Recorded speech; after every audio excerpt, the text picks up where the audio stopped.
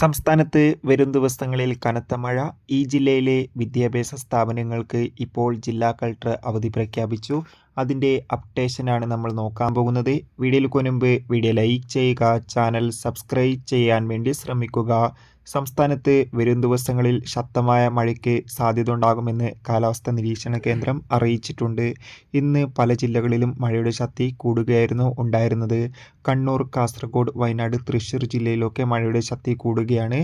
വരും ദിവസങ്ങളിൽ മഴയുടെ ശക്തി കൂടുമെന്നും അറിയാൻ വേണ്ടി സാധിച്ചിട്ടുണ്ട്.